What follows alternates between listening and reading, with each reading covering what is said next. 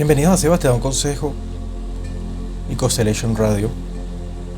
Hoy vamos a hablar de la envidia.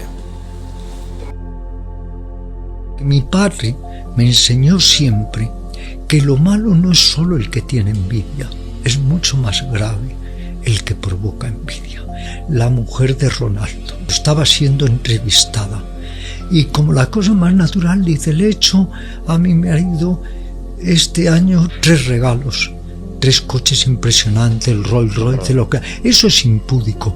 Y vemos que los medios con esta gentecilla están todo el día provocando envidia, están alentando la amarga frustración, el sabor amargo de la frustración, porque es la jactación, es el ego, es el narcisismo, pero eso nace de una sociedad que es totalmente egocéntrica y totalmente narcisista, que no vales por lo que eres, vales por lo que tienes. Interesante mensaje, ¿verdad? No es el problema la envidia, sino la gente que está creando la envidia, que es lo más grave de este asunto. Y lo más preocupante es que los medios, repito, como este señor lo dice, están alentando a que todo el mundo tiene que tener un super reloj, un super coche.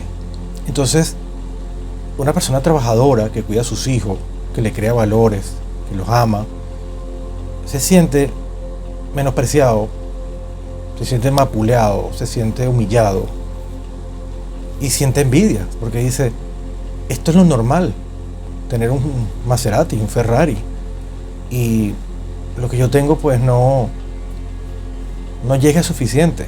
Entonces la sociedad está creando a que la gente está creando a envidiosos, porque está generando personas con envidia, personas con opulencia, con egocentrismo al tope. Ustedes tienen que saber, y Sebas te da un consejo, que las cosas tienen un sentido en la vida.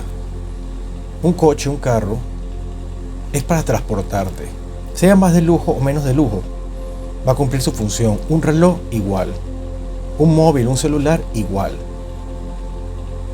El que tenga una marca mejor no te distingue a ti. Hace muchos años, una persona me dice, tengo un Mercedes-Benz, mira qué bravo soy. Y entonces la persona se siente identificada con esa Mercedes. Le dije, no, impresionante es el ingeniero que diseñó el Mercedes, no tú. Tú has tenido dinero para comprarlo. Es igual que cuando la gente se une a un equipo de fútbol o cualquier equipo, béisbol, baloncesto,